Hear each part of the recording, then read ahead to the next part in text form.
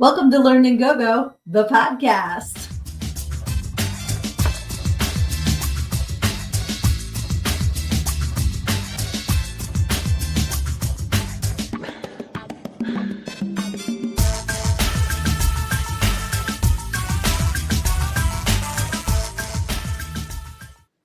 Hey, my name is Sydnee A. I am your host, and I am also the author of Everything I Need to Know, I Learned in Go, How a Preacher's Daughter Pole Danced Her Way to Finding Her True Self.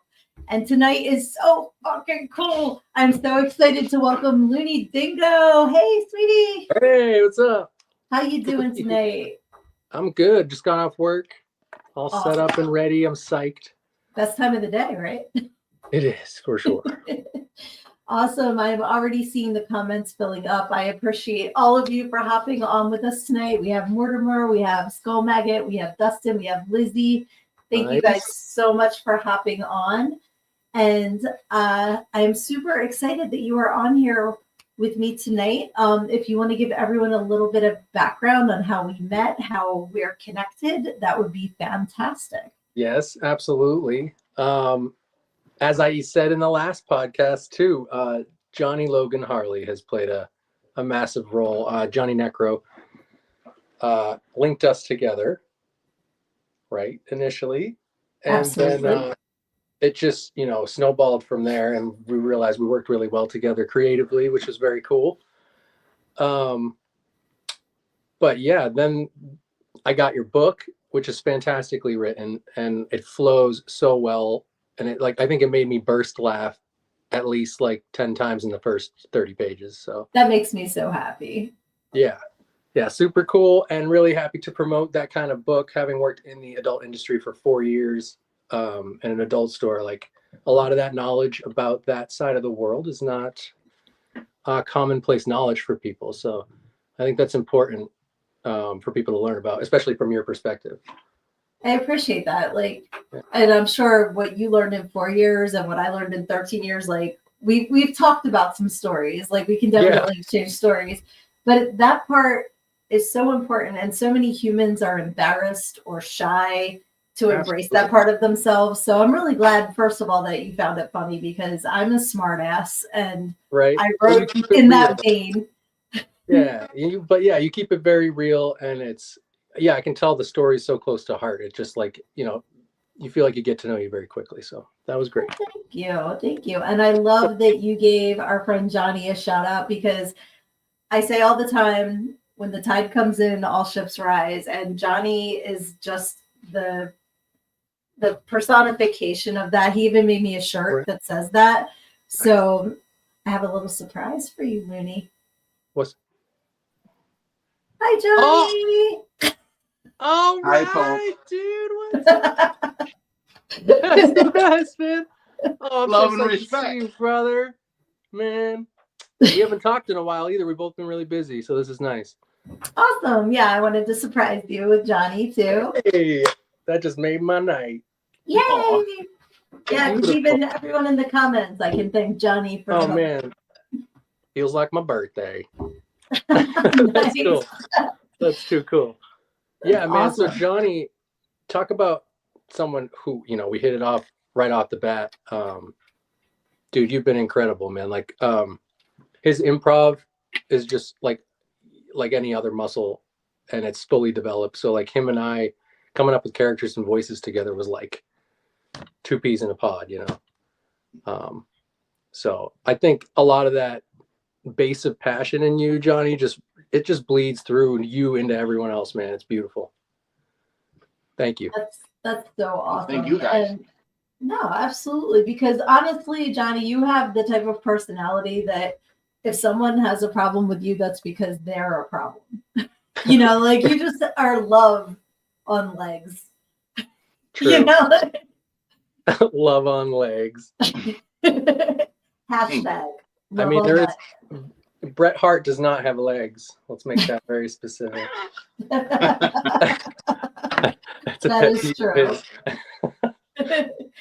Yes, I don't know if I still have I don't have the screenshot still in here, but I do have your book right there. So if you're not familiar with Bret Hart, you got to pick up Johnny's book. The 25th anniversary one was just a few months ago, right? Frozen Dead. There's Johnny's. I have that. It is. Check it out. And he constantly makes this comic. Every day he puts a piece out, and they're phenomenal. So go follow him. I don't know anybody else that does that. So that's a good compliment from someone who doesn't like to read shit online, and he reads it. You mother. That was my one complaint. I'm so against Kindles and everything, but.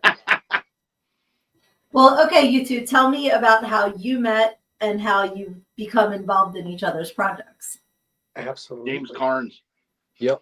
Awesome. Man. Very cool. We love James too. Killer Cox, just when you thought it was safe to go back to the coop. Yep. Then, of course, I couldn't keep my mouth shut about all of you when I started talking to him. I was like, oh, you need people, do you? Yeah. Yeah, he's like, I have like an army already of people that are pretty ideal for this. And I think, having already been in the horror realm, like where I'd worked before, like doing voiceovers and stuff, and the Turbo Server show, like it just made total sense too to stick with our horror people. And plus METL ERTH is an R-rated film, so we want that edge. Well, I was just going to say, you guys have to talk about what you actually are working on together, because METL ERTH we didn't mention by name yet. So let people know what this is and how they can get on board or support it by watching if they're not a part of it. Yeah, absolutely. Yeah, that was another pivotal moment when our Johnny and I, when we had our first conversation, and throwing ideas around, and I gave him the rundown of the storyline. It just seemed like it was in the stars. Like it was like he already knew the story, because it made sense to him just as much as me. I'm sorry, what was the question though? I just went off track. Well, I was wondering how you guys connected for METL ERTH, but you might want to give a little background of what METL ERTH is, how you were inspired to create it, and then how you and Johnny got connected. Totally. Okay, sorry. So yeah, METL ERTH started as a short film about bugs fighting for a candy bar in a puddle. It was supposed to be just me and a couple buddies. And when I first started expanding, Johnny was one of the first people I heard it from James. Yeah, so it was kind of just an open casting call for people that were passionate about it. And then, once we were able to give the rights of the characters to people, that's when I feel like word started going around a little bit more, because it's really exciting to be able to fall in love with your character that way. But so I guess the trigger from the puddle movie to this like full-blown film was basically a story I had started writing when I was a kid that I had found drawings of. And it was all these cybernetically enhanced animals. And so I was like, holy shit, man, I need to do this full-length feature with full civilizations, fully developed with, real lore in it. Like to the point where, I'm going to have to be writing a language. So the fact, once that name hit me, METL ERTH, I was like, it would be stupid not to do a Lord of the Rings epic in this way and play off that name. It just fits too perfectly. That's awesome. Yeah, thanks. It's been really fun to grow it as it happened, but now we're growing wider. Like we already had the core story, and our family has grown quite a bit. So between that and another announcement that we're about to make, yes. I was going to say, this is only a very small branch of the family tree of METL ERTH. And you Correct. can see, I see James Carnes, I see Johnny, I see Purple Pam, I see you. We got Kevin, Kevin Caliber, and Shannon. Yes, I see Aaron. Or Shannon Held, I should say her full name. Heck There's yeah, David so Perry. many. Brian Anderson. Steve. So many people. I wish I could make it bigger. I wish I could zoom in and kind of fly around, but I do have the newer one I sent you of the 6 newer characters. If it's up there, but I think it's this one. Yes.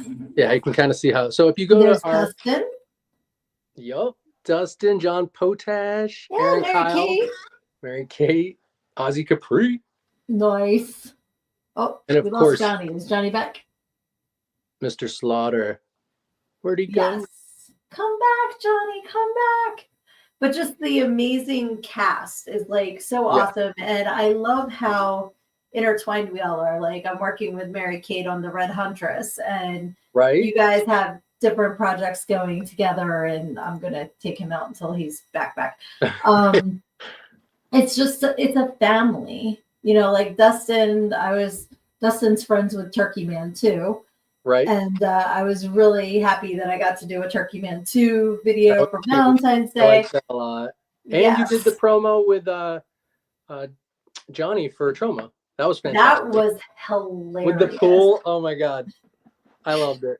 Well, that was so funny because, and that's what I love about indie stuff, is there is a little bit more wiggle room as long as you're getting the end product that you want. Sometimes your path is not exactly how you planned. Oh, totally. Yeah. So I was like, I'm going to have this really badass scene where I shoot the 8-ball into the hole. And I'm like, yeah, you think I could shoot it into the hole? That's why I'm like, no. And then you like throw it in.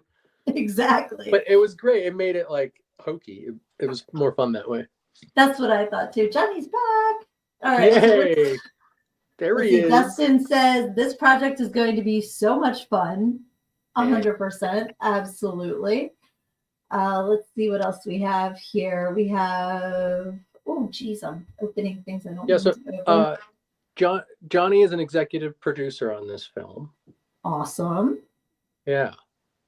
He's more than that too. He's a writer, but he's just put so much into this, and you know, he's made a big difference. Thank you, buddy. That is awesome. Everybody say good night to Cody. Night, Cody. What's up, Cody? Wait, what did Cody say?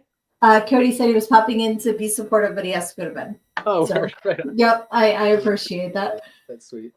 Mortimer says, all I need is my colony and fresh laser cybernetic enhancements. Brock says, we serve the colony. I got you. So yeah, I will reveal this because they're gonna start seeing your character, my character Blue Bite, and Aaron's character, excuse me, sorry, Dead Fellas character. But they're gonna see them sometimes in different, like they're gonna have different core bodies because when they get injured, they replace them. So so you're gonna have a room of different suits that you load up at being the Queen of Thorns. That is awesome. Yes. There's my girl. And then she's like, bam. Yeah, when she takes it off. I love that. Bam. So much. That's so freaking cool. Brutal. I love that. And I love that you made this for me too. Because I feel so badass when I look at this. So thank you for that, for sure. Of course. Yeah, the color balance was nice on it too. Yeah, it looks so cool. I get so excited when I see my character. I cannot wait to. Yes. Yeah. And then in that poster we did the other day, it has you full body with your full body armor. I saw that. Yeah, that is awesome. We'll get a closer up pic of that soon. But it's been really one of the most unique projects I've ever done because we are using some assistance on the, bringing these characters to life with AI. So we're using 3 different animators right now that vary in results greatly. So the editing process, as Johnny knows, he's been dabbling with Minimax, is some of the wackest shit. In fact, on one of the reels that I put up of like a character compilation, you can see on the end. Oh yeah, we have a Facebook group for METL ERTH. It's called METL ERTH Official. Yes. METL space ERTH. And you can see those montages up there and see these characters alive and in action. But right at the end of the second one, you'll see one of the characters' faces open up, and there's this tiny little lady in the face, and she starts talking. And like Minimax Animator just did that. That was not in my prompt. Like you never know quite what it's gonna do.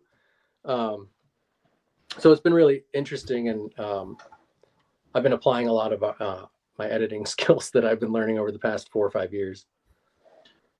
So Yeah, was so really note to the cool. world out there that hates on AI, it's not fucking easy. It's not like it's some fucking magic wand. It's fucking work. Yeah, and like Skull said, you got to break it before you can fix it. Like everything is a learning curve, so you're taking everything that you've learned over the past years and adding it to it. Absolutely. Which is awesome. Don't be scared of Skynet taking over the world just yet. It doesn't even know how to lift the fucking toilet seat. Right? For real. Yeah, and I pissy dribble fucking ones and zeros all over the floor. It's true. I think another part of it that I'm really enjoying now is I can put in a character I've drawn as a child, or I can put in a painting that I've done as of recent, and I can ask AI to create an image of something based on my style of art. Right. So it's still your dream. It's just having the assistance to make it. Right. I think that's really interesting. Or yeah, those childhood drawings being like, cool, I drew this when I was a kid. Can we bring this to life now? Because I'm still not a technical artist. I do very like intricate, trippy shit. So that would take me 3 weeks to get a version of it that I would like. And I'm not willing to spend that time when I have other shit to do in my life. So it's just, and it's an efficiency thing. And I was very, very against AI entering the arts from the start because I was raised in an artist family. Yeah, Johnny, you lifelong artist, Johnny Necro. Yes. And that's the other thing about our cast, man. We're chock full of lifelong grinding artists. Like it's such a cool crew. And that's what I think is important to decipher from someone being like, hey, write a story that someone's gonna like. Okay, now make a cover for it. Okay, print it. Like that dude's an asshole, whatever that guy's doing. That kind of AI, it's just abuse and it's making people dumber. And but using that as a tool, that's a fucking craft, man. What's that? Using it as a tool, though, that's a craft. Using Exactly. it in small fucking moderate doses for shit you've actually already created.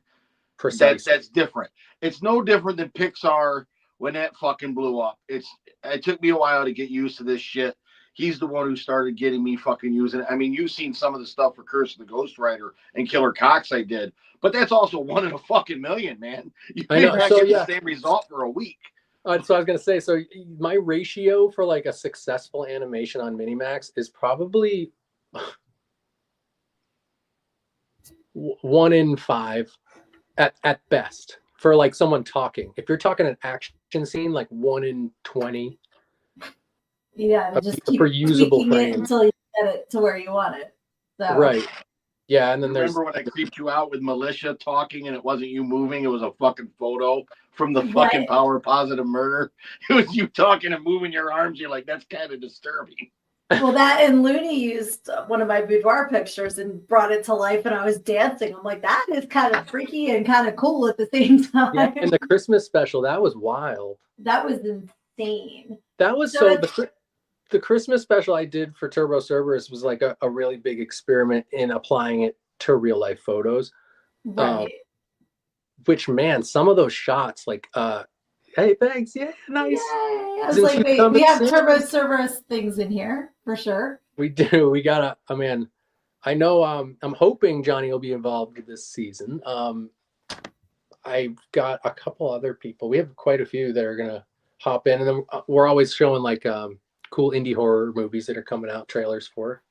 I am a fan of indie horror. If you haven't noticed, I am. That's what we do. So, and I love that Johnny and I were on the Troma set together. That was so fun. Right. I keep hearing about this set. That was for Kaufman's movie, right, Lloyd's? Power of Positive Murder. Yep. Yeah. That's awesome. That was a super fun day. Got to hang out with my friends.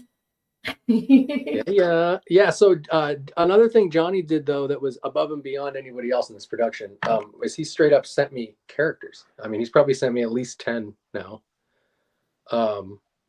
As well as his endless voices are applicable to many of them, but he just does it because he loves it, and that's a big part of this, man. Like he just, he's like you said, his heart is just there. He's what's Mortimer say? He got to dance with some devil hotties. In Yes, the he Christmas did. video. Yeah, I almost got in trouble. I did not pre-approve that with his wife, but I guess she was okay. I think Lizzie was fine with it. She can put it in the comments if she had a problem, but Right. I'm sure she would have told you. They aren't real. Yes. Yeah. So I was wondering which character, because you said about Johnny creating characters and having voices, but he has his own character as well, right? He has his main character, Lobo. Abby. Sorry, what you said? Loomis, Abby, Luminous, fucking blah blah blah. It's a long fucking drawn out name. I was gonna say fucking blah blah blah. That's an odd last name. Right. And Lizzie then said, "I loved it. No worries. tribal You're not in bloodsuckers. trouble, Looney." Sweet. Thank you, Lizzie. Did you say tribal bloodsuckers? I missed what you Tribal said. bloodsuckers. Oh, tribal The bloodsuckers. tick-looking fucking character. Dang. Did they say spoon because they're ticks? Yeah. Boon. Yeah, he made a tick. He made like a whole gang that go together with that tick. I don't want to give too much away about that side of the storyline. That's kind of a unique gang in the film. They're kind of rebels from everyone, from how I've written it. So I haven't even told you, Johnny, but anyway, I don't want to give too much away. I'm sure I'm going to drop plenty of secrets today. That's what I was going to say. Don't give away too much. Everybody's got to watch it to find out. You know, just little teases here and there. But I will tell people on the last podcast, one of the guys on Dad Mented Geek Den. Love those guys. Yes. And Craig just joined our team as the Beaver. Nice. And they've been too cool. They had some really neat ideas, but one of them during that one that they brought up was the Chihuahua, which we had thrown around in the beginning. But it looks like we will be including a Chihuahua. So. Oh, that's hysterical. I'm just picturing the voice and the storyline of a Chihuahua. So right. Oh, I do want to reassure people too that in this world, dogs do exist. They are just not part of what's going on at the time. Oh. Like okay, I mentioned, we have a couple Yorkies in the swamp, and we've got the Chihuahua now, but the majority of dogs have something else going on. So. Okay, like an alternate dog universe. Not quite, but you'll find out. Okay. But, I was going to say to everybody that's watching at home, I don't know. So I'm not I'm not acting all slick like I don't know. I legitimately don't know. Hell yeah. Yeah. So, that brings us to, we could make that announcement now. There is a television show, a sister television show to the film of METL ERTH coming out called METL Quest. Dun, dun, dun. It's a TV show. It is a TV show, and it's going to be delving into a closer look at society itself. And we're going to be following a fox who is not quite grown, and he's like a lockheed kid stuck at his house while his mother works at the hospital. I think a lot of us on this call can relate. Yes. And so we're that generation. Yeah. So we're going to be he's going to be accessing TV channels he's not supposed to, like, MTV back in the day, but there'll be swamp channels that are kind of a no-no. I love it. So I relate to that so hard. I love it. Right. Yeah, me too. I think I told you about this when I was growing up. I mean, I do mention it in my book. You can get it at learninggogo.com. That I was not allowed to watch MTV at all. Right. I did read that. So part of it was, like they didn't agree with the videos. I'm totally like throwing my little brother under the bus right now. So the video for China Girl by David Bowie, he watched and had nightmares, I guess, because of her fingernails, and she's like, shh, and she had like the big little. So he goes in and wakes my parents up because he's having a nightmare, and he was little. But I think that was like the last straw of no one is watching MTV anymore in this house. So we had the old style cable box where it was like click, click, click on the side and the buttons. Do you remember those? Like some of them were alphabets, some of them were numbers. Ours was numbers. Nice. So my dad gets the cable company to block MTV on our cable. And so like if you would go to the thing, it was just, like the old like thing, like you could kind of see porno. Yeah, I was like squiggles. So what we figured out was if the cable box needed to be on channel 3. if you put it on channel 4 or channel 2, all of the numbers moved over one, so you could still watch on TV. Because it was the spot on the cable box that was blocked, not the actual number. That's awesome. See, devious things come when you Always have a to find way. loopholes. Yeah. Yep. Where there's a will, there's a way. What was your devious TV show, Johnny? I wasn't allowed to watch a lot of shit just because they always controlled the TV. But Right. what I did non-TV related was I discovered Dr. Demento on Sunday nights, and so I would sneak under my fucking blanket with headphones on and listen to fucking Weird Al and shit. That's See, cool. no, that's awesome. I did the same thing, but it was Dr. Birth. Now I did when we had free HBO or something like that, I got the ingenious idea to take my tape recorder down there, and on cassettes I recorded audio from Ghostbusters, Gremlins, and a couple other movies, and I quickly flipped the tape over in Police Academy so that I could listen to them in my fucking room on my radio. That's cool. That is awesome. I had a cassette tape of Dukes of Hazzard because, now tell me this isn't some bullshit, right? Dukes of Hazzard would come on at 8. Our bedtime was 8:30. They would make us go to bed halfway through the episode, so we never knew how it ended. So I actually took a tape recorder and hid it under the couch so I could hear the second half of the That's show. awesome. Because I'm That's like, I want to know what happened. That was smart, though. Yep. There's a man. will, there's a way. Yeah, you got to get closure, man. Yes. Not Or right. as they said in Lord of Absolutely. the Rings, the old cartoon, where there's a whip, there's a way. Oh, yeah. Man, I haven't watched that since forever ago. Rankin and Bass. Now, here's something I didn't know until recently, too, and I love this little trivia fact now. That is the precursor to the anime company Studio Ghibli. The people that formed Studio Ghibli came from that Really? shit. Yep. Wait, Miyazaki was involved in Lord of the Rings? The old animated cartoons, The Hobbit and the Lord of the Rings shit. Wow. Fuck yeah. I didn't know that. That's crazy. And if you look now, though, you can kind of see a blend Oh, between totally. the Rankin and Bass style and the eventual Studio Ghibli style. There was Yeah, that slight I can see hint that of fluidity. anime. Yeah. That's cool. That's cool. See, now this show is not just entertaining, it is educational. Correct. That's super cool.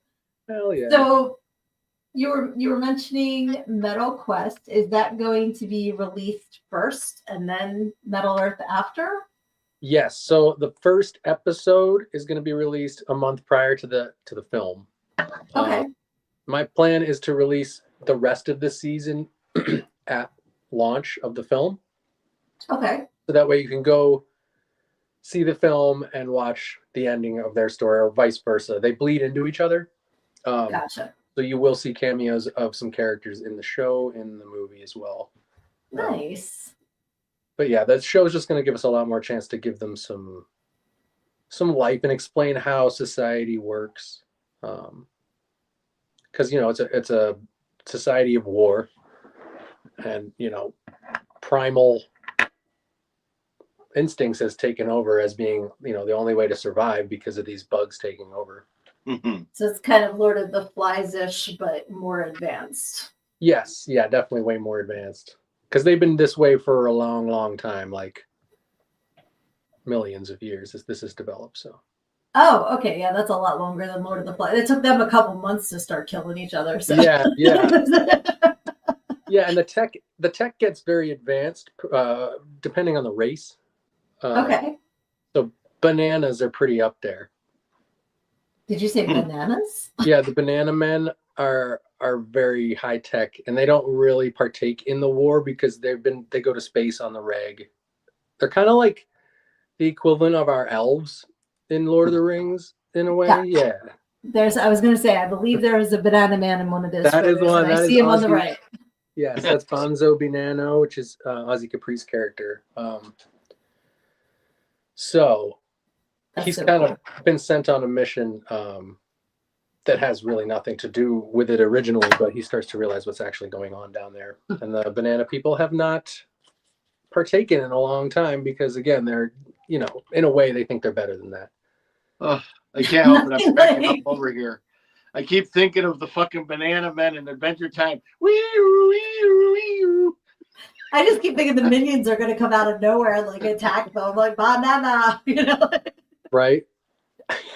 I know there's a lot of like humanoid bananas out there, including the one from what's that damn game everybody plays? Fortnite. Fortnite. I guess that's a big Fortnite character as well.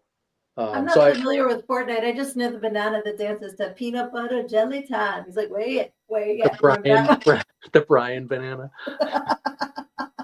Hell yeah, that's so the best funny. banana.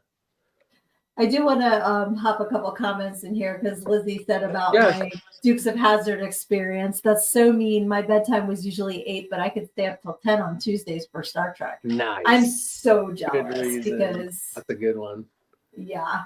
And Mortimer says sugar water or sugar cubes could get you a few things in the hive. I was going to say, I have a feeling you know what that means. I don't know what that means.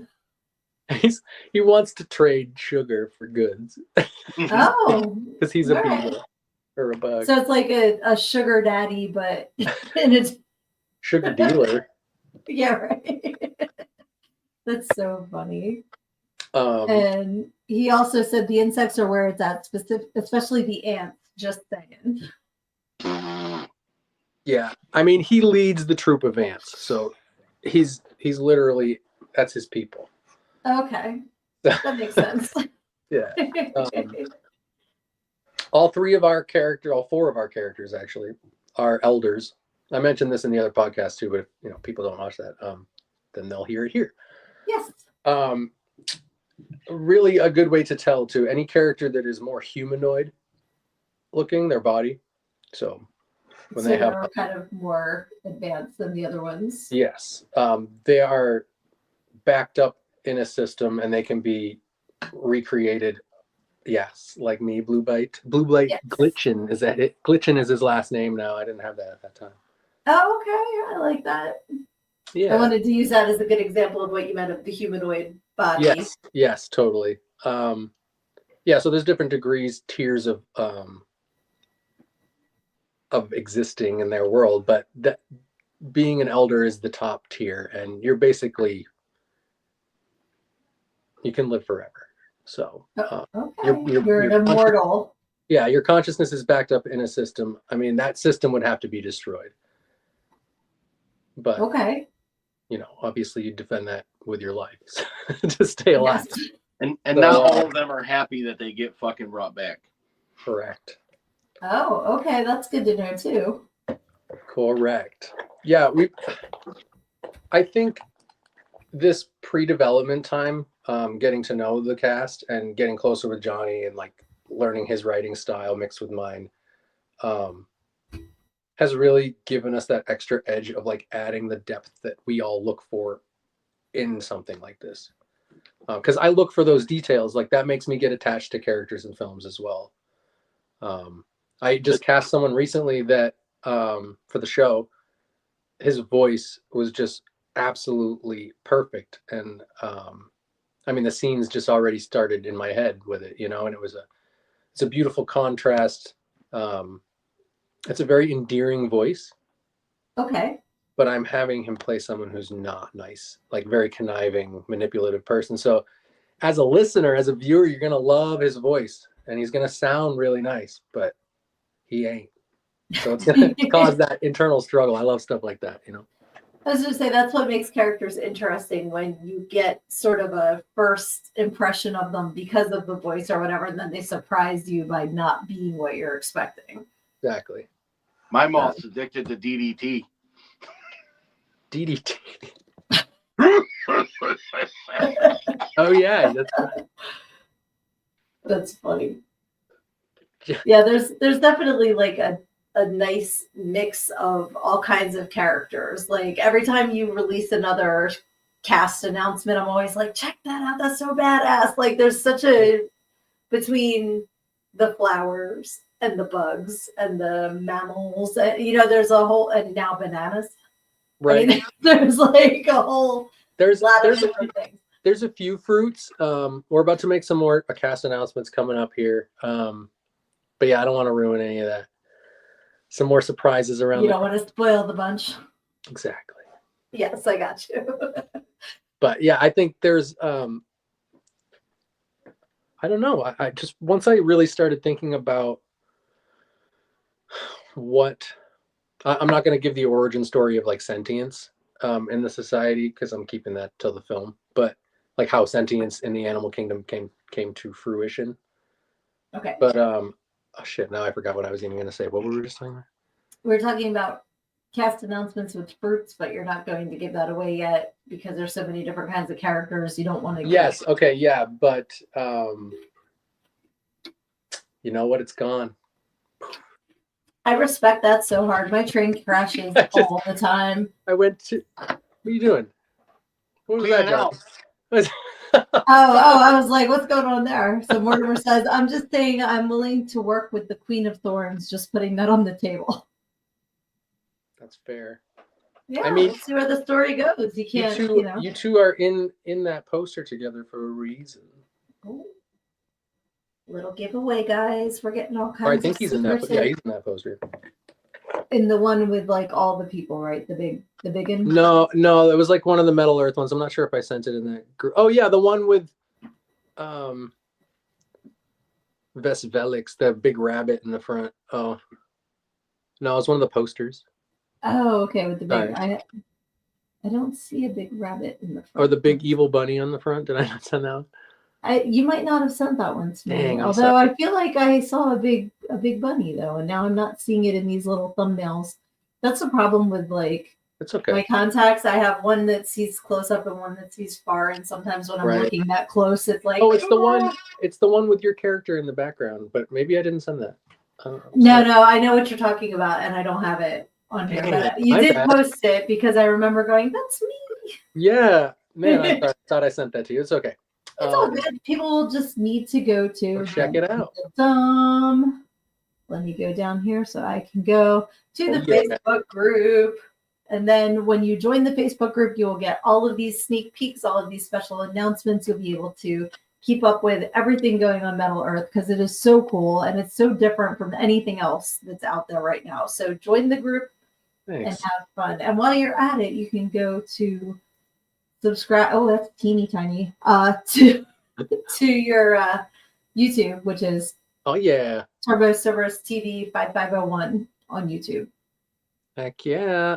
And subscribe while you're there. Show the love. Thanks for doing that, Johnny. That was good. You were like right there. Absolutely, like down there. But when I do it now, I'm pointing to Johnny, so Johnny has to point. Yeah. This guy. Look at this guy. That's awesome. Hell yeah! Thank you for doing that. Absolutely. Yeah. So Turbo Cerberus kind of started.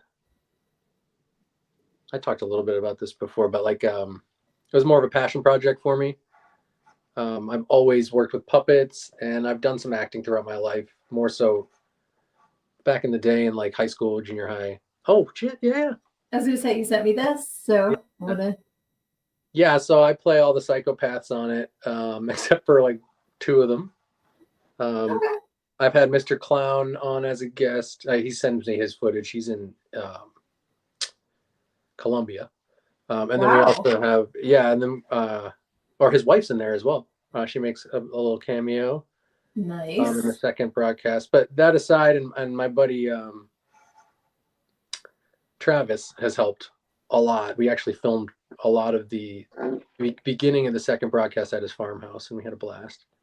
That's so cool. Like the characters on the bottom with like the mouse ears, they were in the Christmas video too, right? Like I saw them dancing. So that's cool that all comes together. So yeah, tell us how you started Turbo Cerberus. That's hard to say. It is. I know. Once you get it, Cerberus. Turbo Cerberus, which is the three-headed hound from hell. Yes. And it ended up. So I was at a friend's house, and I had that mask of Mickey Muppets. That's his name, the Mickey character. Okay.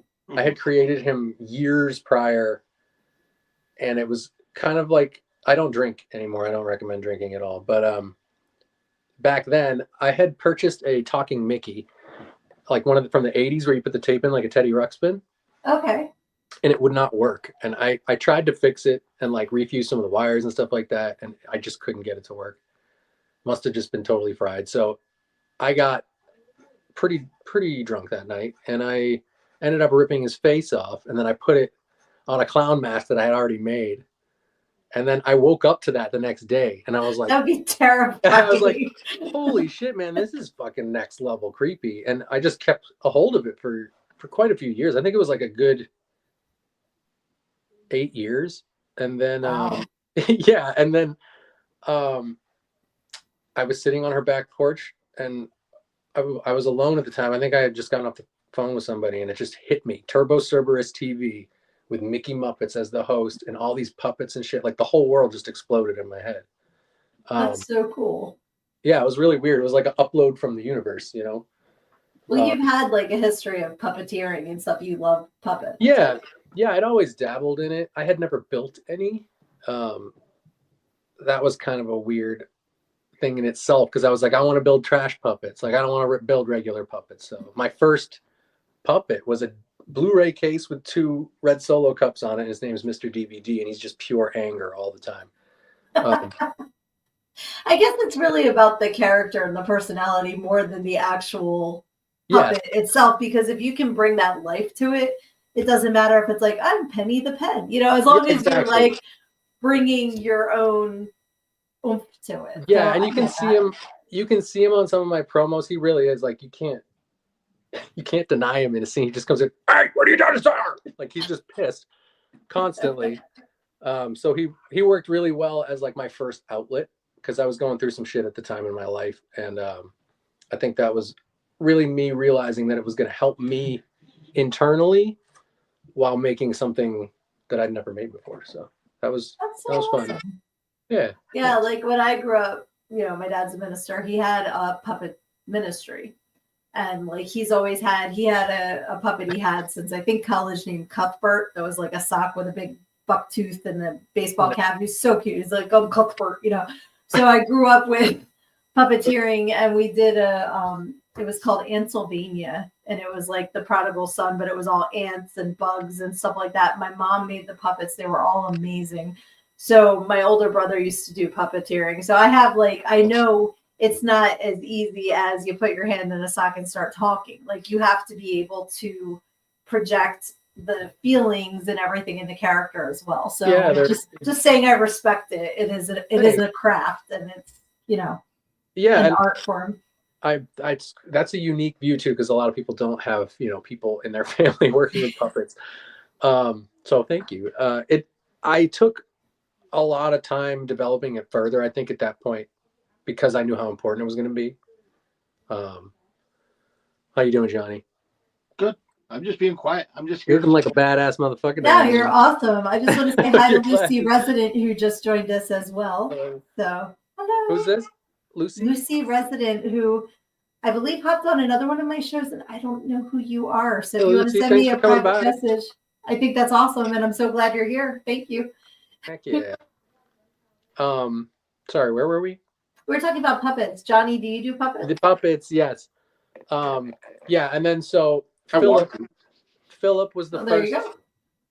Philip was the first puppet. I should have given you pictures for this, but you can go check them out if you're interested. It's a very weird show. In fact, one of the quotes I put on one of the promos recently, my buddy Andy, or DZK, said it was like, it's where, or like when Adult Swim dries up, this is where you go, but there's chemicals in it. It's like the kiddie pool of Adult Swim. Yeah, it's just like a because it's full of pee. Abstract show. Yeah, it's full of it's just a weird show. I don't do like gore in a way. If I do, I'd be using like yarn and black and white. Yeah, you know, very like, obviously not gore. Correct. But yeah, I gotcha. It's more about mania.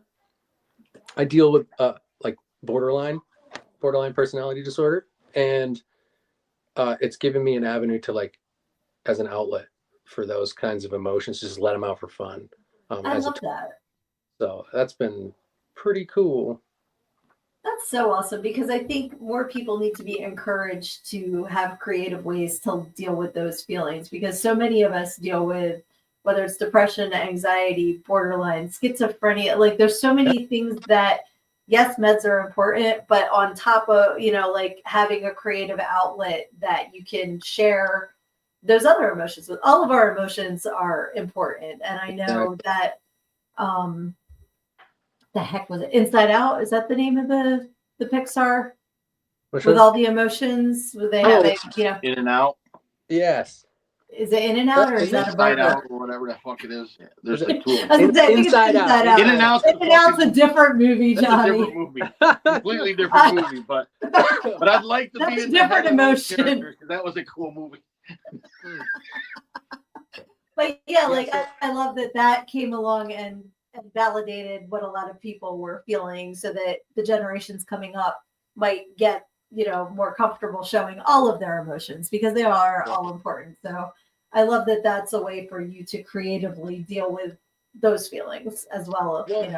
And not only that, though, it did help me learn to sort that better in my own brain. So like I will deal with, very fluctuated, intense emotions through the day, but mainly I run on a pretty manically high energy level.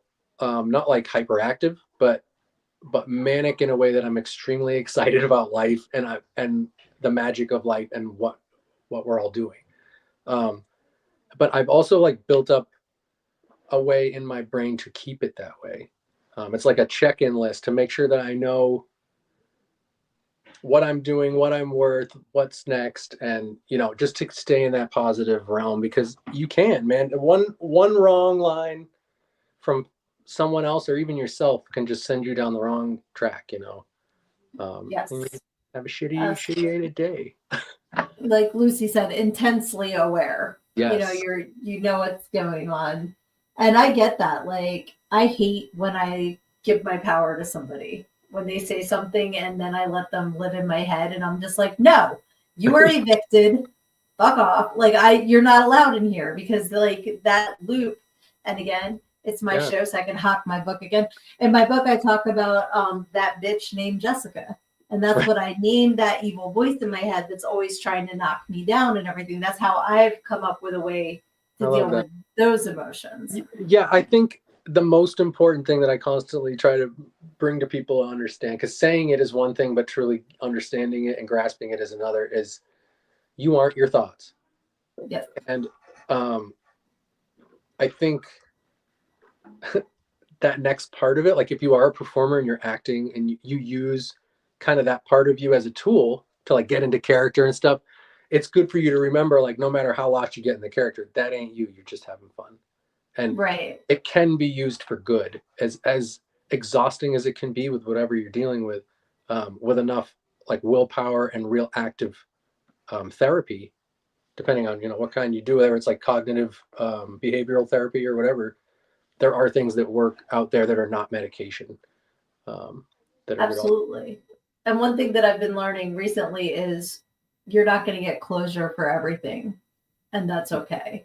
Like when you're like trying to get that, there's a situation and something happens and it's like, but I didn't, no, cut it off. You decide your own closure and you move on from there, because not everyone is going to wrap things up in a tight bow so you can move on. So true. I have to say, Johnny has honestly become one of my best friends in the world. I've reached out to him just because he has built trust with me, and I feel like I can tell him anything. So if I'm having a rough day or whatever, I'll reach out, and if he has time, he'll say some either kind words or give me shit, whatever he feels I need at the time. That's how you know he's a real friend. Yes, exactly. So that means a lot to me, man. And everyone out there, build your network of those people that may not totally necessarily understand you, but that care enough to check in with you. And it's real friends aren't just there for the happy fucking fun times. Exactly. Yes, absolutely. And everybody I know Johnny knows I lead on him too. What's that, Johnny? Everybody wants to fucking be there when everything's great and there's projects and there's this and there's a little bit of this, a little bit of sunshine. They don't want to fucking be there when it steals from their fucking sunshine. So, yep. Buzzkill, fair weather friend. Yep. And that's the thing, like in the times when Well, no, and all of the time, even when things are going good for me, I still try to share other people's things, and you know, like, because success is not pie. Just because you're being successful doesn't mean somebody else can't be too. It's not like a finite thing. There's enough for everybody. So exactly. Especially, my God, I can't even catch up with the horror movies that I want to watch, let alone the ones that I have to watch, like that my friends are in. Like, I don't even know how I found the time to watch the ones that I did before. Maybe because I wasn't doing as many projects, but yeah, I really only get to watch like one movie a week now. mm-hmm. And like, that's cool, man, but I got to make sure it counts. So Absolutely. And Lucy also is saying, I don't mind sharing my success. Like, there's plenty to go around. And honestly, what you put out, you get back. So when you're helping other people, it makes everybody feel good. And there's nothing wrong with raising the vibration. Right. Yeah, that's honestly probably the coolest part of METL ERTH is like, as I've met all these people, like Aaron, we get to talking, and I learned that like he's been a visual artist for a long time. So he's sending me cool drawings of these characters that he developed ages ago. And learning about everything that he's accomplished and that he's about to do. He's got 2 films in the works, right? Yep, he's got The Legend of Bloody Bones. Yep. And that newer one. I don't want to. Maybe we shouldn't put it in Mortimer. I know he's all about promoting Legend of Bloody Bones, so I can talk about that. But if the other one you don't want promoted yet, we'll zip it. But anyway, he's got a great mind. Again, a super passionate person, and anyway, I keep going off. It's okay. That's what we're like chugga ADD. Like it's all 3 of us. It's all good. Shit, we should have just thrown Mortimer on here. Right? We could have had like, it would have looked like your poster with everybody on, like all talking about it. Yeah, true. Next time. Yeah, so and Johnny has Curse of the Ghost Rider, which I'm super excited to be a part of as well, which is awesome. Me and my Lois Lane wig rocking it. I was directing Craig from Dad Men at Geek Den today for his role because it was nice enough out. He did a couple of takes. I might be able to make the 2 work, but I think he's going to do it one more time. It's a really cool little segue cameo. I'm very proud of him for getting out of his comfort zone. And today he had another dream come true, and he got to interview one of the fucking founding members of GWAR. So that's fucking Cloud 9. I saw a post about that. That was tight. I was like, yeah, that's my fucking boy. And I was telling him the fucking story back in Austin, Texas. I worked security for them for a comic book sighting, and they were out of costume. And like Ogre wasn't there. Like David never came, but like some Sylvester was there. And I was wearing a shirt that was a girl from here down, and it said, "I love chicks with big tits," and I gave it to her.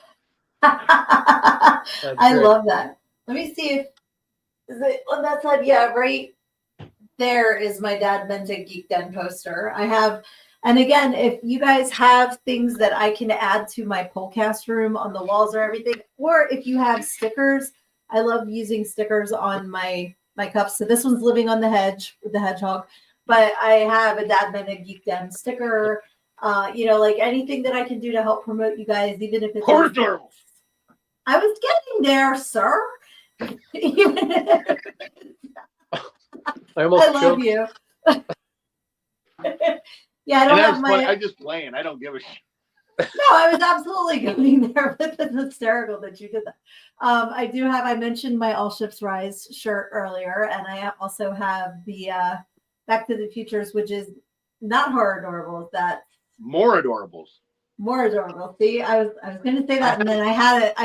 I like had lost confidence there at the end that I was correct.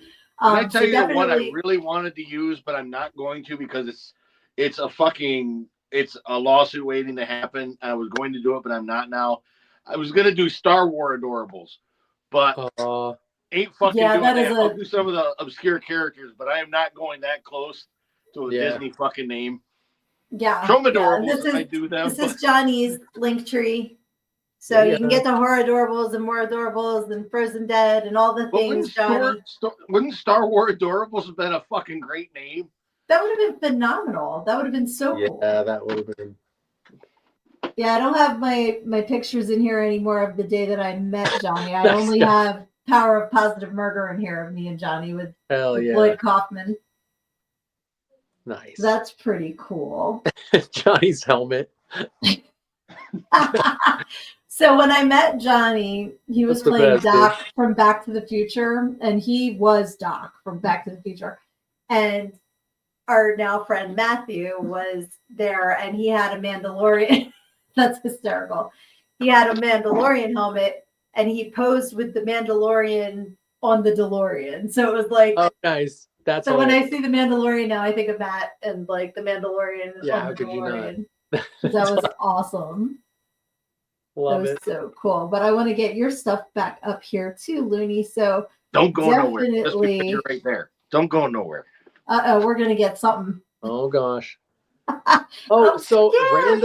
random thing happened today. I was at work at the vape shop, and my coworker dresses up as Cleopatra, and I'm like, what's going on? And she's like, oh, we're gonna do a commercial. So they start filming a commercial, and I'm like, they were like, put your hat up. Like I put my hat on. They were like, put your hat on and hand her the stuff out the window. So now I'm in the commercial, and I was like, Oh, what? that's so cool. Is it an internet commercial? Like, can we see Yeah, it? I guess. Yeah, when it comes out, I'll share it with y'all. I think it's funny, but it was That's weird to me. awesome. It was also weird to me though they didn't ask. Like it just happened, and then I was They like, yeah, didn't. sure. Ah, it's the Doc Right, thing. go! Nice, dude. Oh, that's so He good. had the whole outfit. That's He had the out of time license plate and Oh, the cat. He was Doc. 100% was Doc. So he made me a more adorable shirt of Marty and Doc to commemorate when we met, which I cannot believe has not been a year ago yet. man. I feel like I've known Johnny forever in a good way. You know, like Yeah. some people, it's like, oh God, I've known them forever. No, I'm like, how has it not even been a year yet? This is crazy. So, Johnny, I have a question for you. How often do you, if ever, get a day where you're like, I don't want to draw. I'm not putting anything out today. I need a I break. haven't drawn in a couple of years other than those two horribles. Well, but the Johnny comic that you put out each day? It says reruns in the title, dude. Okay. Okay. I balance But what I that's what's work great. on. They're timeless, so you don't realize. I what switch they're things around. Like I've Yeah, done a that's couple of cool. horribles. You tricky. Not really. It says reruns right in the title. Does it really? Look at me Yes. not reading the thing I said I wouldn't read. There's the 25th anniversary book right there. There's lots of times I don't feel like doing shit, but I just do something else instead. Yeah, that's what I'll do. I'll be like, well, I don't feel like doing that, but I do need to be productive. So let me work on the one I want to work on. I got my drawing tablet for Christmas, and it's still in the box because of my stupid pinched nerve. I can't draw yet, but Man. tomorrow morning I have an MRI. So everybody give me some good juju, please, that they can Yes. fix me. Yeah, we'll do. Hope Because I that want goes to get well. on these projects. So, and I'm not trying to distract from your podcast by changing these masks around, but I thought it would have been funny. Like every time you did a graphic, I thought about changing a fucking mask. That would be funny. That would be funny. Here, hold on. I'm gonna rebuttal. Hold on. Oh, here. Near. We got like dueling masks. Oh, wow. Here, hold Oh my goodness. You guys, I wish I had a mask. I don't have one. So here's Mickey. Okay, that is both super cool and terrifying at the same time. He's Dig ridiculous. it. And then my more personal favorite, just because this is a little bit more custom, is Jilou de Beau, which is spelled like Jill out the box instead of Jack in the Box. Oh, I love that. But it's See, and I'm also glad that I'm over my clown phobia because I was like for a lot of years, I would have been under the desk if I saw that. So that's really cool. You can see Is it weird how normal it is that we have all this shit at arm's length? We're just like, yeah, It's like fucking. Well, that's what I mean. I have tons of shit, but none of it's a mask. I can't like grab it. I have like all kinds of shit here, but like this guy, I love my little finger 11 ghost. He's given like two middle fingers, and I have my vampire venom. Nice. Okay. Which is Do you pretty want cool. the creme de la creme? This is Yes. for Looney. You want the You- creme de la creme? Definitely. Oh, All right. Looney, you're making him creme. Oh my god. Making them crow. Woo. The show just got spicy. Hold on. That's what he said. Okay, meanwhile, do you want to see my little buddy that I keep in my notebook to hang out with me? Absolutely. He is the skinless etch of Twicton. Okay. It's a story I wrote a long time ago about an abandoned thought that ends up in a realm called, well, I won't get into that because that's like a theoretical physics Can I thing. ask a Nice, question real bro. quick? Nice. Is that Venom? Yeah, that's beautiful. I have a question about your abandoned thought. Oh yeah, what about him? It's like a brain thought, not that hoe over there thought. Well, she said right? Venom, so. Correct. Yeah, like a Okay. brain thought. Yeah. Okay. So it's Just like clarify. it was like basically someone started to have an idea and then they abandoned it in their head, and that thought was shot into a realm that I explain in it. But he basically finds his way through the string. What are you doing? It's called the string fields of alter thought unplucked. So it's like unfinished thoughts. And I bring a lot of theoretical physics into it. That's actually like a string field theory thing. And he basically becomes a god. He goes from being just that to transferring himself into like all these different dimensions and growing and becoming a deity. That's really cool. And I was like, well, I'm sure that my brain has given him lots of playmates until you like took it up to like string theory. I'm like, no, that's not, my thoughts aren't there. Mine are like down here. No. The only reason I go there is because I have to like justify it actually existing in my head, like it being possible. Gotcha. So like that's why I do that. But yeah, but I think about that too. Like there's that thought and it's gone, and it's like it's never coming back. So I like the idea of him having a life, having a little life somewhere else because I've abandoned it. That's Heck really yeah. Cool. I'm glad you get that. That's tight. I dig that. That is awesome. Thank you for letting me be this... silly, by the way. Thank you for letting me be silly. Yeah, I love it, dude. Of course. That's why we love you. I didn't want to take away from the attention, but you know what? Fuck it. Great, Tomorrow's dude. a fucking rough day for it. me. Let's enjoy it now. Yeah, dude, we're Absolutely. hanging. Did you get to see the skinless etch of Twicton? No, but that's cool. That's very cool. Wait, so I won't bring it out, but he has an envelope full of little knickknacks. Like he has a hat and a heart and other things he collects as he goes, but I'm not doing it. That's really cool. And Project for Lucy another says, year. I love that. So on board as well. I love that. That's so cool. Nice, thanks. And I love that you have like paper dolls. Do you want me to give him a taste of my moth, since I don't know when I'll be able to sound like him again after my teeth get ripped tomorrow? Yes. You bunch of filthy maggots! You're not worth licking the pump off my thorax. Yes. Nice. I love and everybody send good juju to Johnny for tomorrow, for sure. Yes. Happy healing, buddy. Yes, definitely. What are Super you excited? Well, anyway, we won't get into that. That's cool. What were you saying, Looney? You're getting new teeths? That's tight. God knows I need them. I'm tired of it hurting when I eat. Well, yeah, that's no fun. Lucy said, Mom, was that you? But I got to learn how to sing and voice act and talk fucking normal again. I mean, I'm sure it'll be fine, but yeah, you'll be good. That's my biggest concern. You know what I mean? Because I just did another voice role and got that knocked out of the way. But I was like, well, I mean, if you can't do it, man, I'll just fire you. Well, there you go. No pressure. No pressure at all. You can't fire me. I quit, motherfucker. I'll fuck it with you, man. That's funny. Sure. I bring you all this cast, then you just throw me away. No, I'm kidding. I don't give a shit. I'll just go do something else. Not Looney. I don't think that I'll just gum my fucking jello. Shit, honestly, if something like that happened, you know what I would I'd probably end up like putting your actual face in the movie on the moth. just to mess with people at the end, like in the war, they'd be like, wait, was that a human face on that moth? You know what I keep thinking of? is the episode of Ren and Stimpy where Ren loses his fucking teeth and he just has this saggy fucking lip. And he's like, That's the grossest. did you And they do bring the my zoom in. mush? Daddy Ren. Yeah, The nerve ending fairy will come.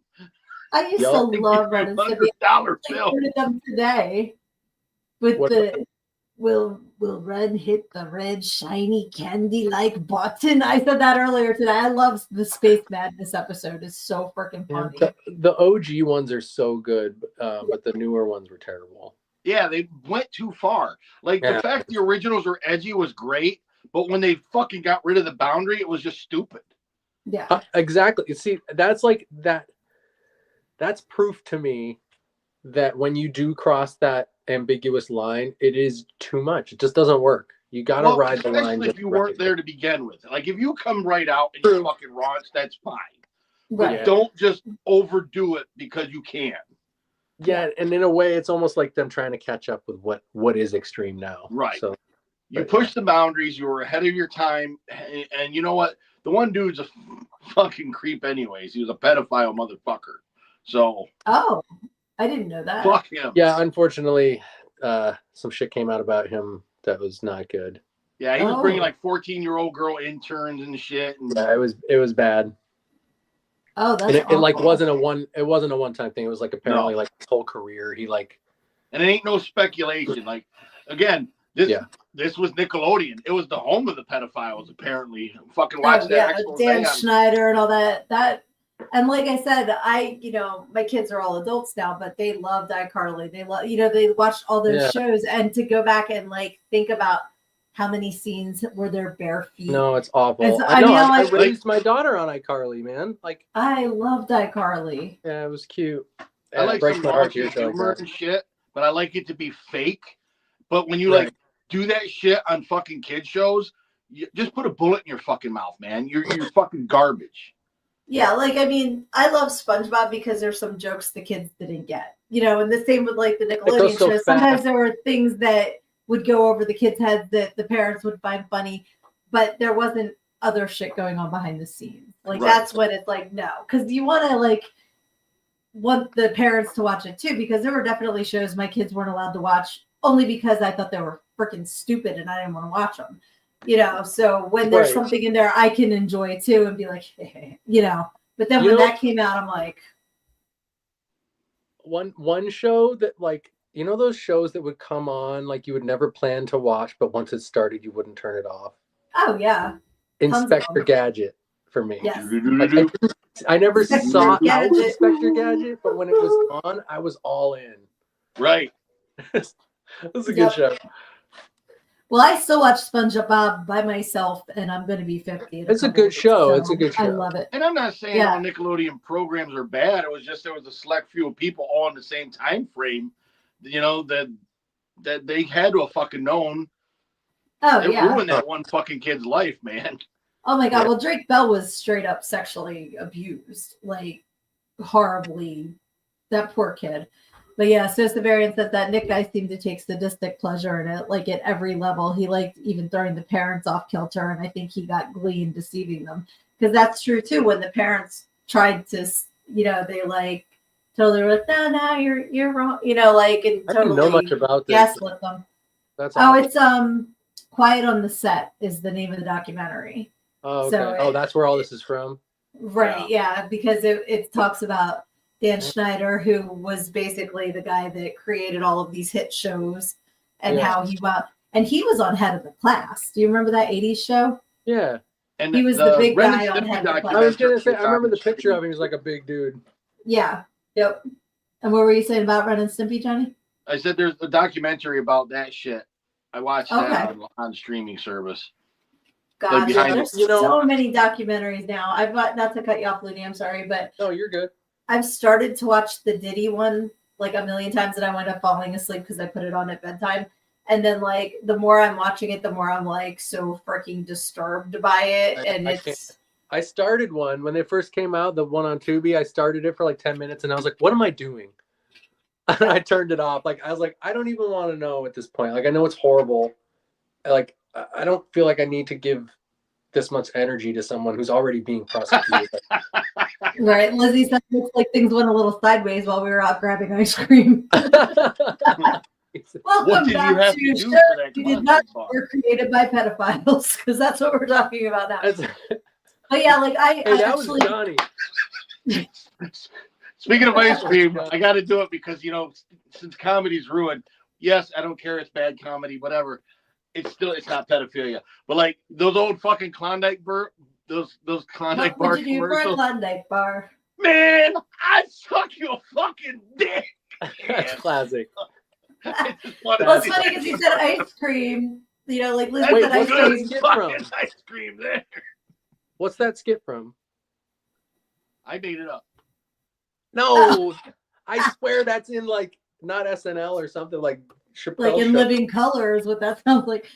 Or like, yeah, like Maybe. you said, Chappelle Show. But I Oh. immediately went back to Ren and Stimpy with, you covet my ice cream bar. You cannot have it. I've had ice cream bar since I was a child. Do you remember Oh. that one?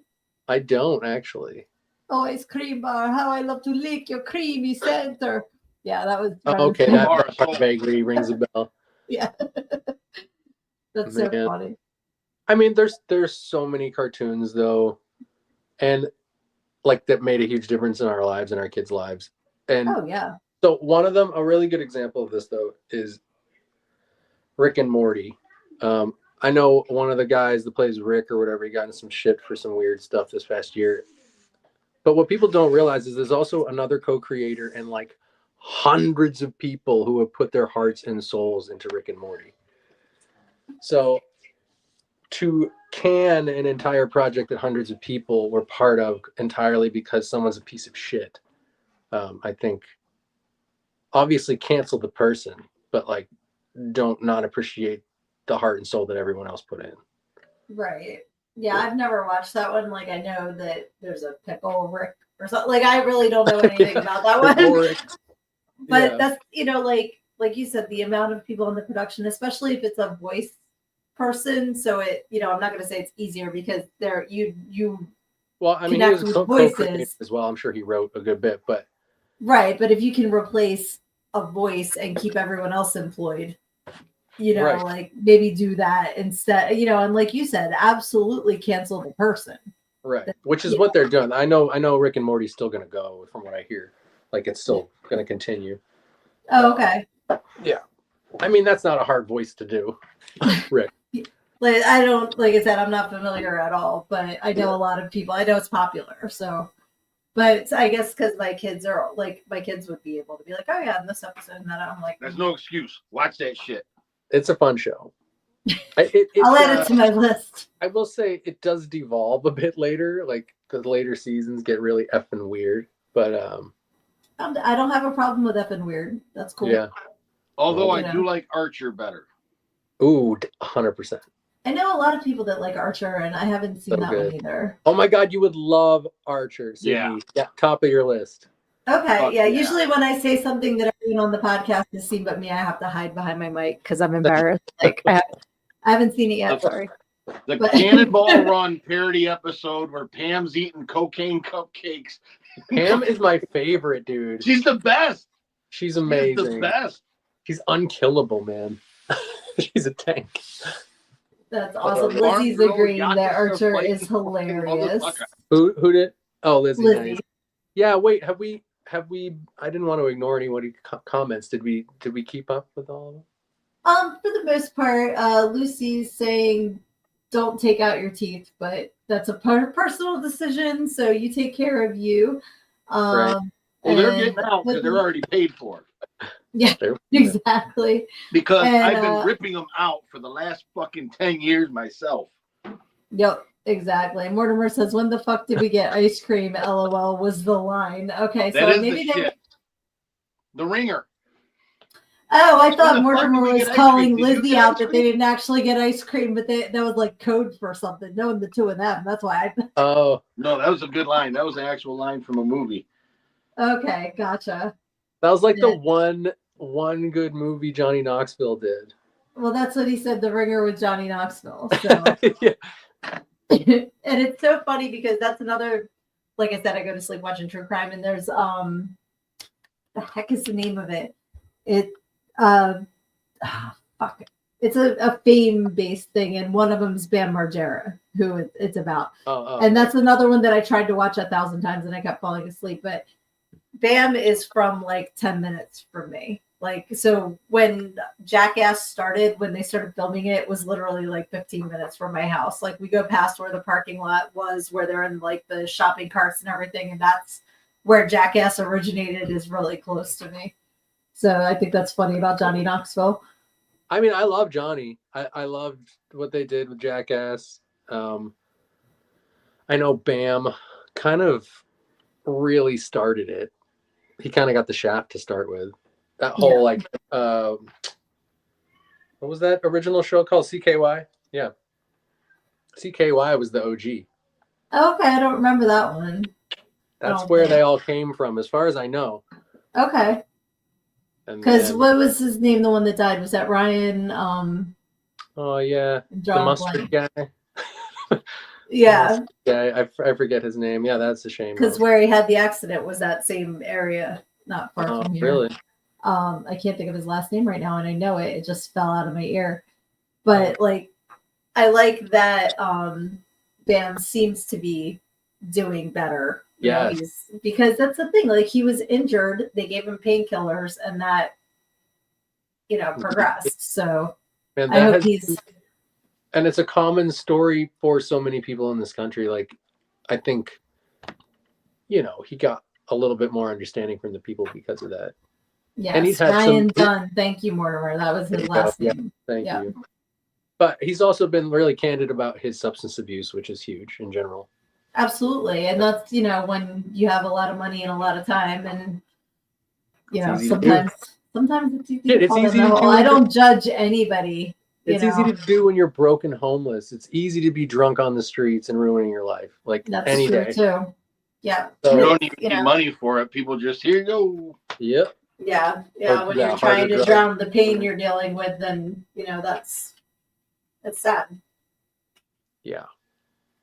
But hopefully, if you're watching this and you're in that boat, reach out. There's lots of places to find help. And it's better on the other side, I promise. Yes, absolutely. You can do it. It's never too late, man. I mean, unless you're not here anymore, obviously. But there are some people that I met meetings that, like, you hear their story and you realize, like, what you've been through, it might still be terrible, but like, is nowhere near what this 90-year-old has gone through in their life after their stint of talking. And you're just like jaw dropped, like, what? I'm picturing Bob Saget in Half Baked. Did you ever suck dick for weed? I don't think so.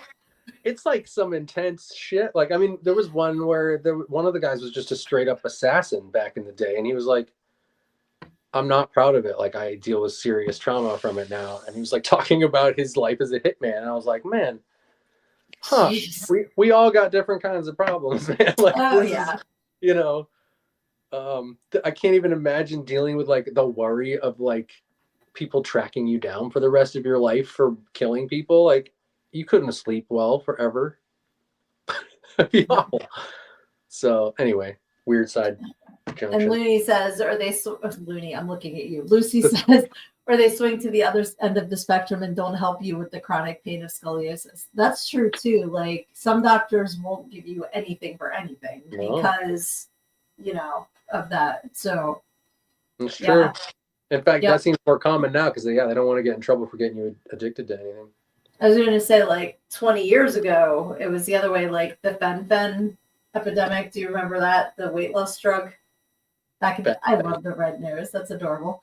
That reminds me of something. See, my train's off track here, but 2 stories. The first is fen. So when my ex and I bought the house where he still lives, there's an outbuilding garage, and we bought it from a couple. The husband had died, but he was a doctor, and apparently he made a mint off of like black market fen, like he was selling the weight loss stuff.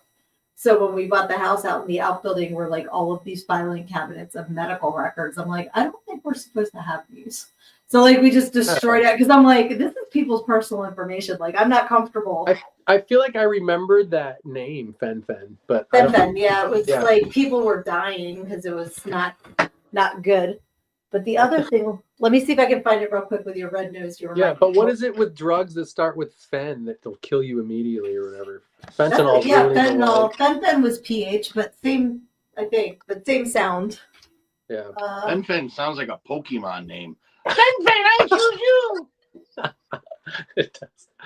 So the red nose reminded me of Patch Adams, and I actually have a signed copy. Oh my god. So I was like, yay! That's sick. That's awesome. Yeah, it says chase your dreams. So I listened. It took me a lot of years, but I'm doing it now. Like that's a Robin Williams signature? It's Patch Adams' signature. Oh, the actual original Doctor. Yeah. That's sick. Man, that would have been cool if you could have gotten Robin's signature on the last page. Oh my god, I would have lost. I loved Robin Williams, as so many of us did. He's the best. But I brought him up last time too. Oh my gosh, so Severian says I was on Fen for a bit. Really? So that's not cool. If you could tell us what it felt like, I'm very curious. That's so funny because it says it made me feel shitty in a weird way, so I was luckily non-compliant. That's good. Oh yeah, you were like, screw this. Yep, and Lizzie says I was in high school when Fen made the news. It was scary. Yeah, it's a shame. It's a shame that people are, will just listen to doctors who don't know what they're doing. They're trying to turn if your doctor is giving you a prescription that you have to pay cash for, that's a sign. Yeah, true. That's probably not a good idea. And a lot of ghettos, but this fucking town here, this county, was at one point in Newsweek for being the crystal meth manufacturing capital of the fucking country. Wow. That's crazy because I know where you live. So to picture that being it is like crazy. That's crazy. I mean, it was like fucking at like late 90s. It was like in Newsweek. Man. Yeah. I mean, small town, quiet. It's a good spot, I guess. Before that, they had the claim to fame was we're about 5 miles from where Camptown Races was. And Stephen Foster stayed in a fucking house here. Went from Camptown Races to Crystal Meth. One of the catchiest, shittiest songs ever. Doo-dah. That's crazy. How many explosions per capita? Like, because not everybody knows how to mix it in the bathtub correctly. And then boom. That shit stinks. When you I had a friend in Austin. And there was a meth lab upstairs from his mom's house. My God, man, you would fucking get nauseous some days. And they knew they were doing it. You can't hide that fucking stench. But there were fucking corrupt cops in the area too. But every day it was like I spent the night there once in a while and you're worried, okay, am I going to wake up to a fucking explosion or am I going to die of fucking carbon monoxide poisoning in my sleep? Yeah, that's not good. But you could, whoever's palms are getting greased, unfortunately. And Mortimer said that Austin has been the murder capital before. Yeah. Wow. Austin has some shady fucking areas too. Yep. Yeah. But it's so spread out. It's so weird. It's like its own continent. Right. Is that your red nose? Oh yeah, I was just fiddling with it. Oh, okay. It was like only half in the screen. I'm like, what you got now? What you? Oh, I do have one of Johnny's mugs right here. Awesome. With the critters. That's so cute. It's got the blob. It's got aliens. Nice. It's kind of get glare, but yeah. And you can get yours at Johnny's Linktree. Yeah. Man, they're a good price too, and they're durable. They hold up. I think they're dishwasher safe, right? No. Oh, no, they're not. No dishwasher. Yes. Don't be lazy. Wash that ass yourself. And I just wanted to throw up the METL ERTH official Facebook group again. Please join the group and get all kinds of sneak peeks and news about METL ERTH. So okay, we're real quick. I'm going to touch on something because we're about to launch our Indiegogo. I'm not going to divulge too much about it, but it's a very unique campaign, as well as a free perk that's gonna pop up at an unspecified time, and I'm not gonna say what it is. Dun, dun, dun. Could be a red nose. Never know. Probably not the red nose, but yeah, I'm psyched about that and everything else having to do with it. We have I've really wanted to go outside the box just because I do love how a lot of the Indiegogos work. A lot of the perks make a lot of sense to me, but because this project is so different, the alternative approach just seemed to be much more fitting. So nice. when I'm you excited. I don't even know what this is. I'm super excited to see. heck yeah. For $10, you can get a box of Looney's fucking toenail clippings. Hey man, I'll give you one on the house, dog. I got 5 cats. You donate $20, I'll send you some fucking feces. No, don't say that. We want people to send do them one of it. the Some cats. people might like it. He said he wanted unique perks. There's unique and then there's no. We'll make them look like those old Christmas cookies that are rolled in nuts. Right? Oh my god. I was kidding, but I was like, that's so many cats. Just send them one of the cats. No. Get rid of the cat. No. I'm kidding. You know what I just went through to save a fucking cat? Oh, I know, brother. I know. I'm so glad. He's doing good though. That's good. Good. Now, little fucker, I got to say that because I love him. Little fucker, he got used to us feeding him so much more often that he's always fucking begging now, and he bites my back of my leg or Ann's leg and meows when I'm trying to get his food around. I was like, "Come on, Vader, you're getting fed." He's like, "Ah." Oh. That's funny. Lizzie says she adores her tragically delicious shirt. Well, that's awesome. Ann made me this one too. Like I get a bunch of bootleg shit for myself. Hell yeah. Nice. And Mortimer says that the cat shit perk would be a ripe perk to have. I mean, you donate more, it could be one of my turds. I don't give a shit. Oh Well, my I mean, I god, would give a guys. I'm pretty sure that Mortimer might have some dung beetle blood in him. Oh, Ah. okay. So that makes So sense that that he might would make like sense. that perk. Yes, yes. That's hysterical. Well, let me know what else you guys have going on that you want to make sure everybody knows about, and then we can play Pick a Page Yeah, when you guys. But I want to make sure that everything that you want to talk about, we have before we do that. Hmm. Trying to think. Yes. Well, we have this photo. If that. Oh yeah, the cutie patootie. I'm not even gonna tell you who that is. Okay, that's a secret. But he will be in the TV show. Oh, this one. Oh, I forgot I gave you this picture. Okay. So this is Andrew Bayard's character. He's an actor that played Kitty in Grinners, the movie I was involved with. Okay. And we developed this character. I finally got like that full body shot of him, and I'm really proud of how gorgeous he looks. So I just wanted to share that with y'all. That's what I was like. I'm just gonna throw up the pictures that we haven't seen yet. That is yes. So that's Johnny's version of the Metal Earth version of his character. I don't even know if I gave that to you, Johnny. Yeah, you did. I did. Okay. First day we met. Well, I wasn't sure if the Metal Earth was in his eyes or not. I have both versions. Oh, Nice. I don't know. And then okay, so this I forgot I was going to announce this today to the public, but so we're going to be having one of those unique perks. Is a limited edition comic book. So that's awesome. Yes, very psyched about that. And did we do this one? Yeah, we did this one. That's just showing to we finally have the capability again with AI's assistance in making a lot of our shots like this HD. So yeah, that's it's really super cool. Upped our game a bit, and yeah, I'm really proud of how much better it looks now that they're that's extra awesome. crispy. Yeah, very cool. I think that's everything that you sent me, but cool. So we probably I'm gonna throw my chick up again because she rocks, and I'm so and then the proud helmet, of her. and then the helmet. Yeah, she's like, I got that on, and then it's like, psych, there's my face. That girl in Darth Maul had a baby. It's all good. Well, Beth, What'd you say? Who in That Darth woman Maul? in Darth Maul had a baby. That woman. That's all you need. Yeah, she's badass. I love her. I'm so proud of that I'm like able to be a part of this. I'm so grateful. I'm so happy that you are willing to. That's badass. And I don't even know if we said that, but you're going to be executive producer on the TV show, right? You didn't announce that yet. I was waiting for Okay, you. yes. Yes, so we've been talking about that.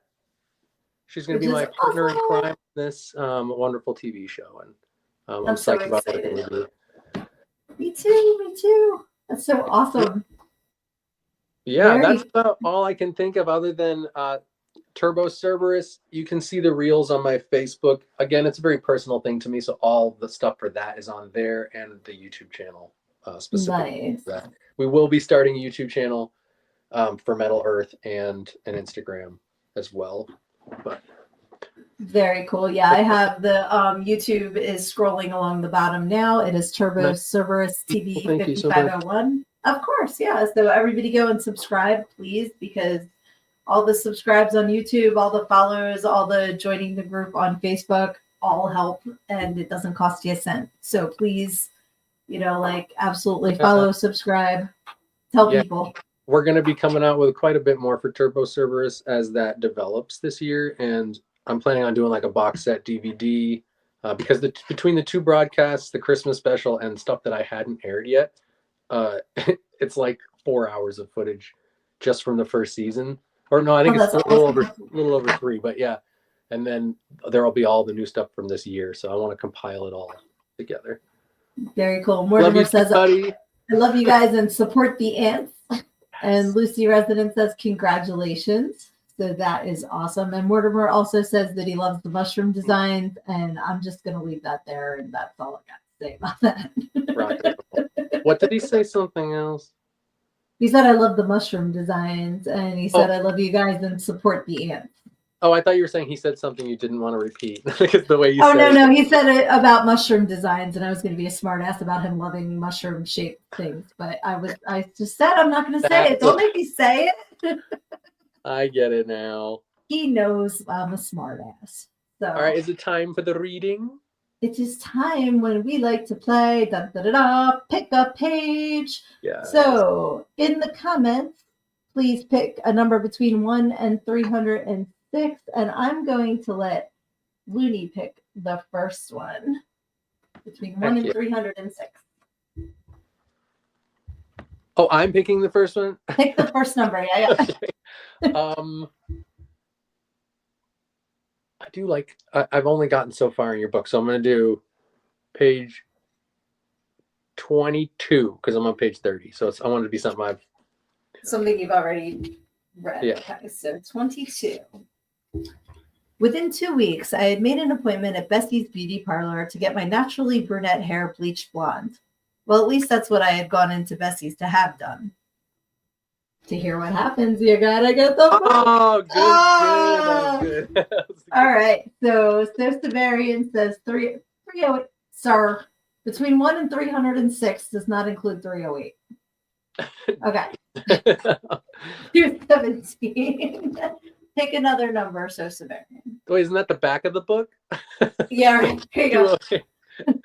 And this is my author copy. It has the not for sale thing on it. This was when I got this, I pet it. I was like, it's my book and it's tangible and I love it. Hell yeah. So let's see.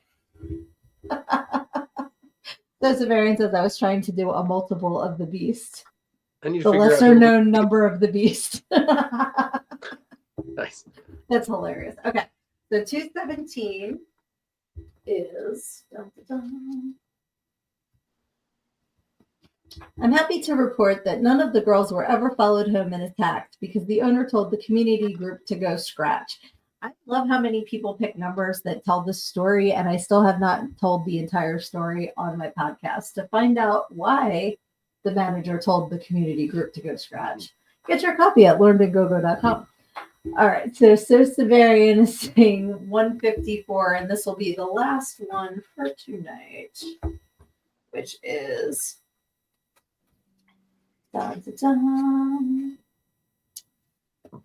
okay, so in this one I'm talking about quitting smoking, just for a little background so it makes sense where I'm starting.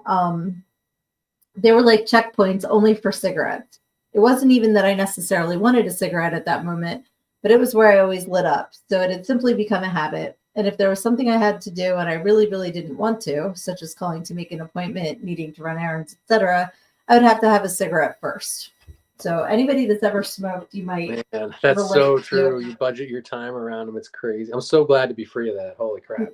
Me too. Me too. Next month will be 12 years. All right. So yes, very, very proud of that. Very. So, Wow. and Johnny, you pick a page too. We'll do an extra one tonight. 9? 69. Oh, No, 60. 69. That's all I said. I'm like 9. We've never gotten that one before.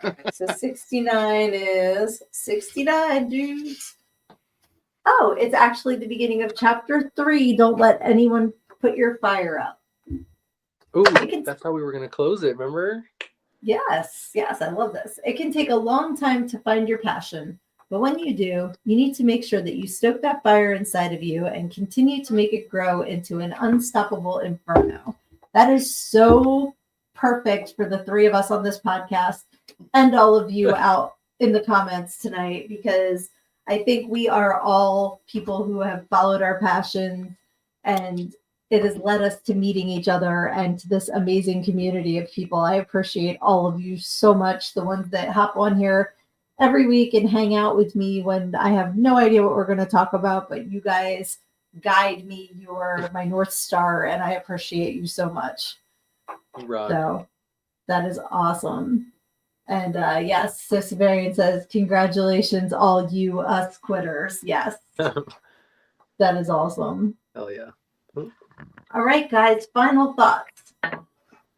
I still think you need to do that fucking follow-up book, Everything I Learned After Go-Go, that we talked about. Yes, it is in the brain. Compiling. Yes. Heck yeah. I'm still learning. I'm creating chapters every day. So Yes, you are. You've done a lot.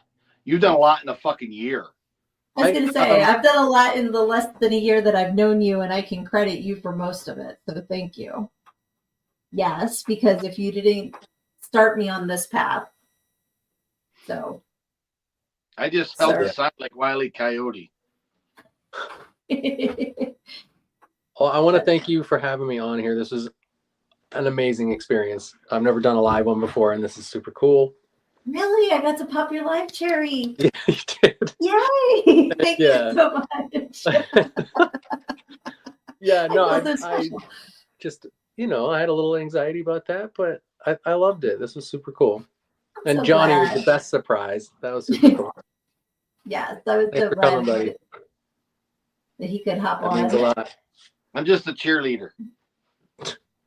You're hard. But that's important. That is so. We all need cheerleaders, and anybody that is lucky enough to have you for one of theirs knows how important and awesome you are. Yeah, and I do want to add one thing that goes off of like your reading, which applies to Johnny very much as well, and it's about what you and I talked about the other day about keeping your magic alive inside of you, and like the possibilities of anything, keeping that alive in your heart and your brain as a, not just a creator or an artist, but like as a person walking around, just keeping your hope alive is extremely important when this world is so difficult. Yes. So we need to support each other in that. I still believe in Santa Claus. You can too. Absolutely. Yes. It's so important. And that's when people get old and get sick, is when they lose that magic. Right. You know, like it absolutely like keeps us going through the hard times and through when we're dealing with difficult things. It doesn't mean you're never going to get difficulty. It's just, like having that inner spark inside of you makes it bearable. Like not only bearable, but there's, you get those, especially when you find other people like you guys, you get those moments of like sheer joy that are so rare in life, where you really get on the same page with somebody. And yeah, that means the world to me. So thanks for all y'all being in my life. It's awesome. I'm so glad you could hop on with me tonight. Thank you. And you too, Johnny. You got anything you want to let everybody know about that's going on with you? Other than I love you both. And most of the people in the comments, which I can't see, but I know who's there because they're always there because they're wonderful fucking people. Absolutely. But April 12th, I'm going to be going to my first con in Detroit in over 20 fucking years. So Cool. That's kind of cool. The other stuff I'm not going to announce because it hasn't been announced. So I'm not going to say anything about it except for lots of surprises coming in the horizon. Yeah. Absolutely. And then I'll be seeing you in June. So Yep. For the shoot? we'll be at a con together. Oh. Yes, which I cannot wait to see Johnny again because it's been, well, I mean, it was the Power Positive Murder shoot, but that seems like a bazillion years ago now. Everything, so much has happened. It's just Right. I'll try to get to that con with you guys. I'm gonna look into I it. would love that. Yes. That'd be cool. That's enough Yep. time to plan plenty. So right. Absolutely. Yes. Speaking of the con, she knows, but like one of the people we met and became friends with there was a Marvel DC artist, Mark McKenna. And I was sitting on the bed earlier reading fucking Spider-Man from the 90s, and I saw his name in the content. So I messaged her, and then I messaged him. I said, it's a great feeling when you randomly come across one of your friends' name in something that you're fucking reading. Hell And he was yeah. like, oh, what is it? And I was like, it's Venom issue 3 where you were inking. So it's like, that's the weird shit that's become normal in our lives now. Yeah, You know what I mean? I'm reading a random fucking Spider-Man omnibus, and there's one of our buddies' names. Right? Yeah, that was like, I met with Kevin the other day, and he's like, oh, I was just in a video game. They like did motion captures and shows me the video. And I was like, dude, you're in PUBG? I literally have that on both my tablets. Like, That's so funny. that's just, It's all, cool. everybody's connected, man. And the more that we are aware of that and the more we appreciate how much we on this planet are connected, I think the more it inspires us to be kind because we're all connected. You know, like Absolutely. you gotta be rooting for each other. There's too much shit to deal with for us to add to it. So root for each other and lift each other up for sure. Yes, 100%. Nice. All right. Well, I could talk to you guys forever, for sure. Which There were a I'm couple sure times you I know. forgot. There were a couple times I forgot we were doing the podcast. That's what about my show because, Good thing, like yeah. I said, it's a conversation. We're just all hanging out. Exactly. So, and I appreciate everybody for hanging out with us tonight. And thank you again, Looney. Thank you again, Johnny, for Thank you so coming much to hang out with me tonight. I love you guys. Thank And you for inviting me, and I'm glad I was able to surprise you. I love surprises, so that's why I was like, yeah, we're totally surprising him. So that is awesome.